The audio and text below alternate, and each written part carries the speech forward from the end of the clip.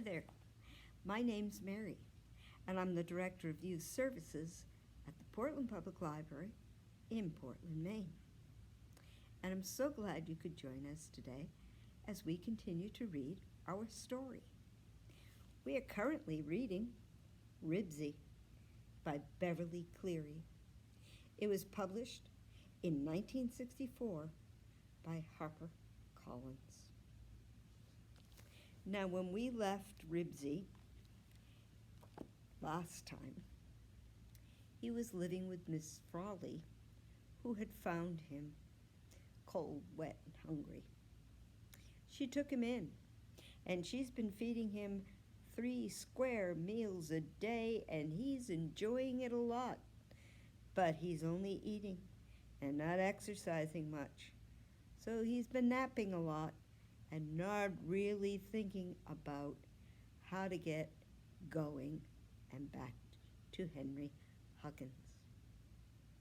Well, when we left him, Mrs. Frawley was cooking up a storm because she had her club coming to meet at her house. Mrs. Frawley's club was made up of 15 ladies her own age who lived alone or with their children or in old people's homes. They met once a month, and this month it was Mrs. Frawley's turn to entertain them. Those who still had cars and could drive were to pick up the others and bring them to Mrs. Frawley's little white house at 2 o'clock in the afternoon, because they did not like to drive after dark. At 1:45, Mrs. Frawley did an unusual thing. She took Ribsy into her bedroom and said, "Now, be quiet, Rags. Not a peep out of you." Then she went out and shut the door. Ribsy was so stuffed, it was a great effort for him to jump up in the bed. He curled up and dozed off. And as he dozed, he was aware of car doors slamming and ladies laughing and talking. Out in the living room, the ladies, each one carrying a parcel, were busy greeting one another and talking about their grandchildren. Each lady thought her grandchildren were smarter than any other lady's grandchildren, and each lady became just a little impatient with the others for talking about their grandchildren when she wanted to talk about her own grandchildren. Finally, Mrs. Frawley put a stop to all the bragging about grandchildren by clapping her hands and saying, "I think we should begin. Who wants to be first?" For this meeting, each lady brought something interesting to show the other members of the club. It was like show and tell in school, only the old ladies did not call it show and tell. One lady brought a Civil War sword that had belonged to her grandfather. Another brought a beautiful shell. Another, a primer she'd used in the 1st grade over 70 years ago. One lady brought a clay turtle her grandson had made. The other ladies secretly thought this was not very interesting and that their grandchildren could do much better. Mrs. Frawley saw to it that her turn came last. "You ladies will have to excuse me a minute," she said, and went into the bedroom and closed the door. "Wake up, Rags," she whispered, and when Ribsy drowsily opened one eye, she put his little straw hat on his head and slipped the elastic under his chin. Next, She balanced his spectacles on his nose. "Come on," she whispered. Ribsy jumped heavily to the floor and trotted after Mrs. Frawley, who poked the stem of the corncob pipe between his teeth just before she led him into the living room. "Ladies," cried Mrs. Frawley as if she was a master of ceremonies, "presenting Rags, the newest member of the family." The ladies of the club all gasped and applauded. Ribsy was so confused by all the people staring at him that he dropped his pipe. Mrs. Frawley picked it up and poked it into his mouth once more. "Sit up, Rags," she directed. "Sit up, boy." Obediently, Ribsy sat up. All the ladies laughed. "Isn't that cute?" they murmured. "Isn't that adorable? Just like a little old man." "Good boy," approved Mrs. Frawley. "Now, say your prayers, Rags." Ribsy, who had not minded performing his tricks when he was alone with Mrs. Frawley, did not want to say his prayers in front of all these strangers. He did not like to be stared at and laughed at. He felt embarrassed and ashamed. He tucked his tail between his legs and tried to slink back to the bedroom. The ladies all laughed. "He's bashful," someone said. "No, no, Rags," said Mrs. Frawley, seizing him by the collar and pulling him to the couch. "Say your prayers." With great reluctance, Ribsy sat up with his paws against the couch and rested his nose on them. The ladies were delighted. They laughed and clapped their hands. Ribsy gave Mrs. Frawley a mournful "Now can I go" look and slunk behind the couch, where he brushed off the hat and spectacles with his paws. Then he flopped down on the carpet and felt very, very unhappy. His sharp ears caught the sound of a boy calling, "Hey, Jack!" someplace outdoors. And he felt even more unhappy. Ribsy was a dog and not a person. He wanted to be treated like a dog once more, even if it meant sleeping on gunny sacks in the basement. He wanted to eat dog food and horse meat and roll in the grass and chase balls and run after boys and bicycles. This afternoon had been too much for him. Ribsy was determined to escape. Mrs. Frawley explained to her club what she thought was true: that her dog was one of the many unwanted animals that were dumped along the highway, that other dogs had come to her door and she'd shooed them away, but that this one was such a smart, friendly dog who could shake hands that she felt she just had to take him in. Then she served her guests ice cream and cookies and set a saucer of dessert on the kitchen floor for Ribsy. Ordinarily, Ribsy would have trotted into the kitchen to investigate when he heard the thump of a saucer being set on the floor. But not today. He was not going to come out from behind that couch and be laughed at by all those old ladies. Besides, he was not hungry. He dozed and waited.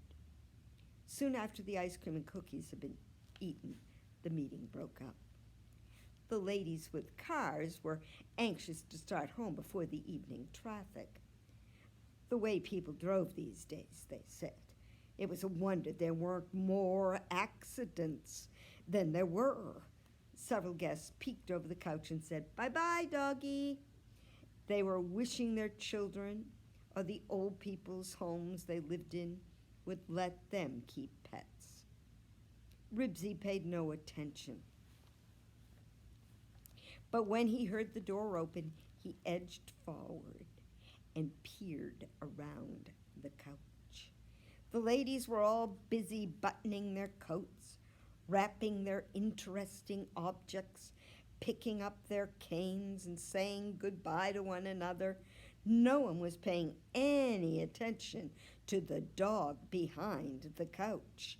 Ribsy waited for a clear path to the door, and when he saw it, he bolted so fast his feet slipped on the edge of the floor where there was no carpet. He fell, picked himself up, leaped down the steps, and shot across the yard to the highway as fast as he could go. It felt good to stretch his legs and run once more. Ribsy's tongue flapped and his eyes shone. He was a dog again. Behind him he heard Mrs. Frawley calling, "Rags! Rags! Come back here!" She was too late. Ribsy was on his way toward dog food and balls to catch, bicycles to chase. Mrs. Frawley would have to find another dog to keep her company, and in her neighborhood, that should not be hard to do. Chapter 4. Ribsy becomes a mascot. The Hugginses had received a number of telephone calls in answer to their advertisement. A man had seen a dog that sounded like Ribsy running down Broadway, but he did not know where the dog had gone. A lady had been feeding a stray spotted dog for over a month, and she would really like to get rid of him. A boy called to say he knew a couple of dogs that sounded like Ribsy, and how much was the reward? Another lady called to say she didn't know anything about Ribsy, but she did have 5 perfectly adorable puppies, and she would be glad to give Henry one.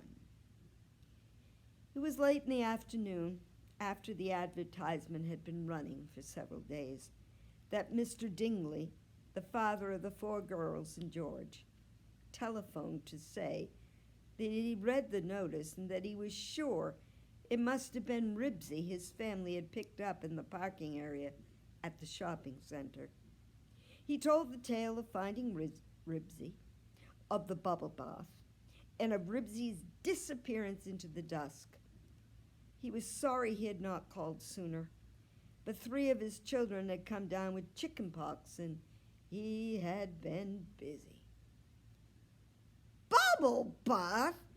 Henry was disgusted when his father relayed the story to him. A bunch of dumb girls giving Ribsy a bubble bath, for Pete's sake. No wonder he ran away. At least we know the direction in which Ribsy went, said his mother. That's something.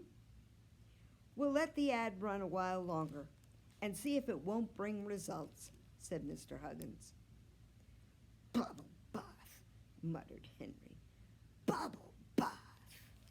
By the time the advertisement had run for 3 weeks, the Hugginses had received several more calls and gone to look at 3 different dogs. None of them was Ribsy. Well, Henry, I don't like to say this, said Mr. Huggins at last, but I think we might as well stop the ad. Henry nodded. He could not think of anything to say. He was sure Ribsy had to be someplace, that someone must have him, but that someone quite plainly was not going to answer an advertisement in a newspaper. Why should he? Ribsy was such a good dog. Anyone would want to keep him. By now, Ribsy was back inside the city limits.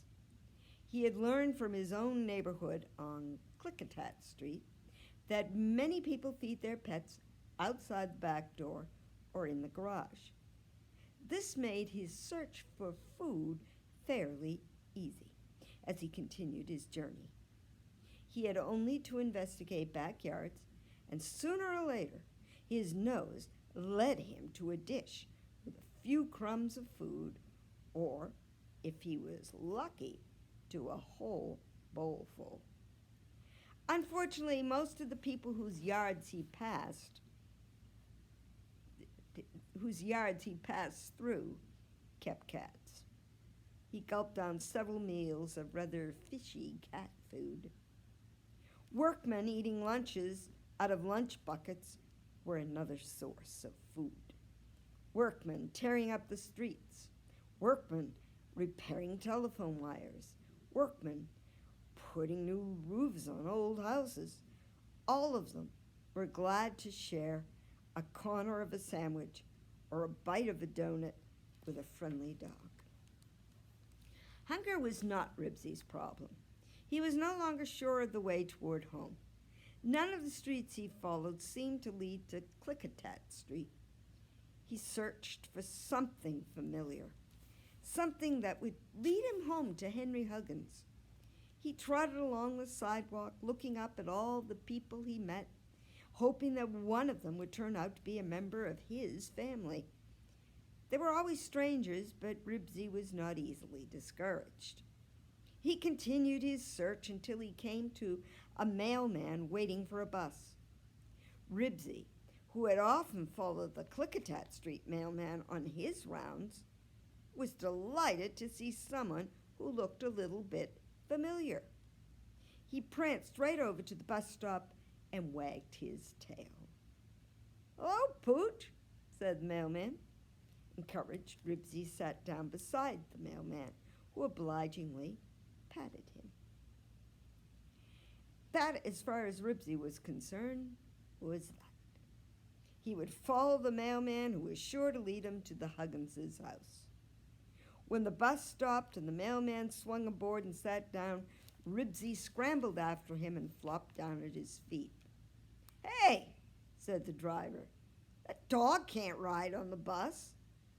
"He's not my dog," said the mailman. "Somebody get him out of here fast," said the driver. "I got a schedule to make." A high school boy was glad to help. He seized Ribsy by the collar and pulled. Ribsy stiffened his legs and dug his toenails into the floor of the bus. He was not going to go. The boy pulled so hard at his collar, he began to choke.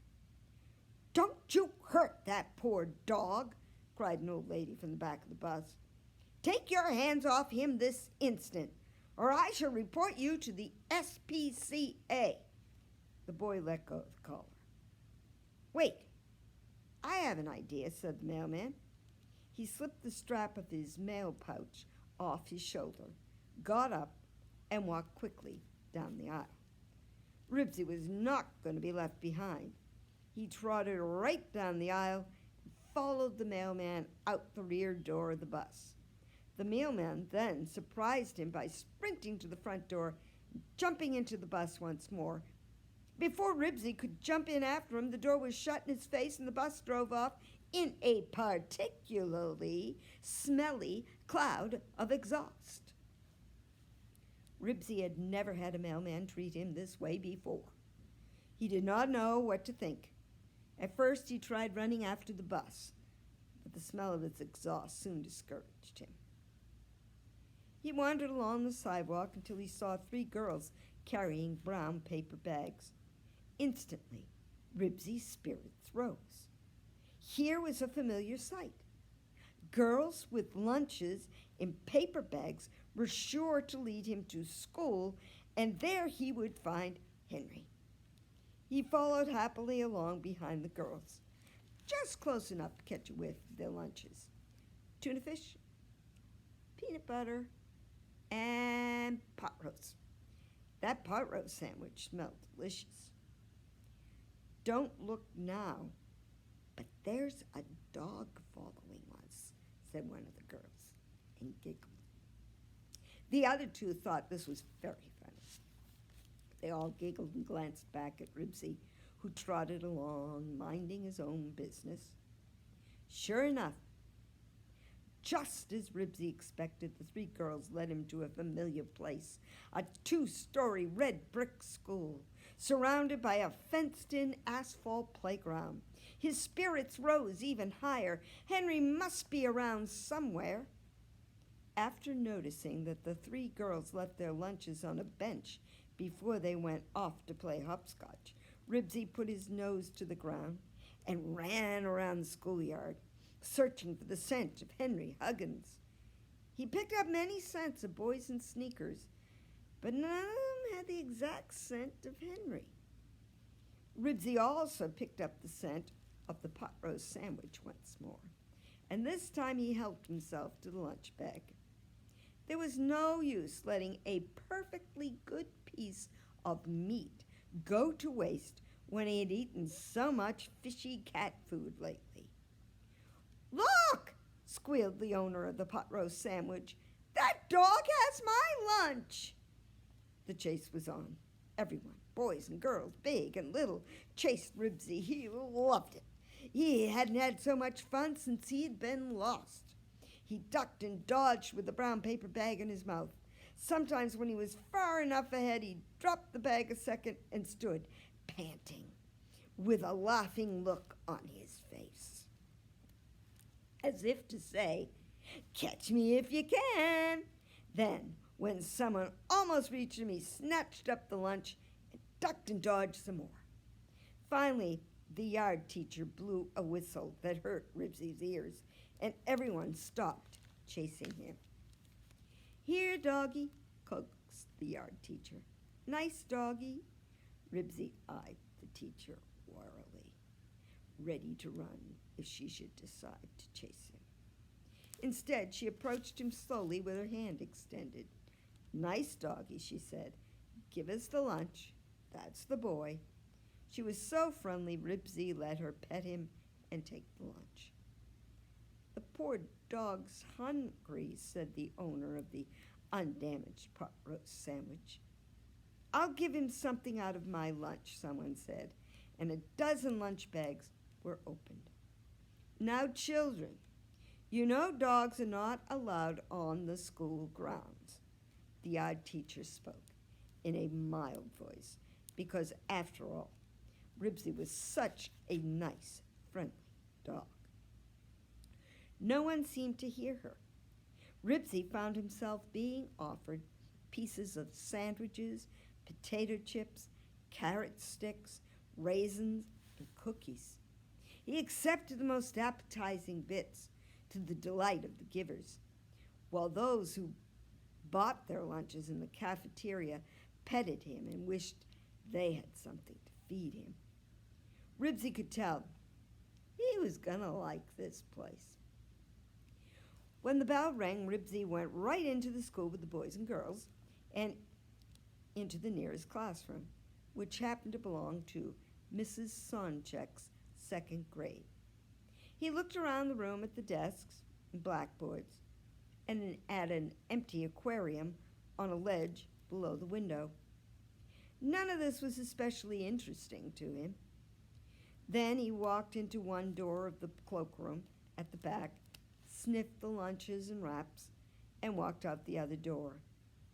Satisfied with his investigation, he flopped down near the cloakroom door and laid his nose on his paws. He had spent the night dozing in a cold garage and was glad of a chance to nap in a warm, dry place that smelled pleasantly of sneakers, lunch bags, and boys and girls. So we're going to end our story at that point today, and we'll be back tomorrow to find out what happens with Ribsy at that school and in that classroom. So next time we'll be continuing Ribsy by Beverly Cleary, which was published in 1964 by Harper Collins. And my name's Mary, and I'm the Director of Youth Services at the Portland Public Library in Portland, Maine. And we're happy to be able to read our stories to you, and we hope you're enjoying them. If there's a story you'd like to hear, why don't you send us an email and let us know. But until next time, bye-bye.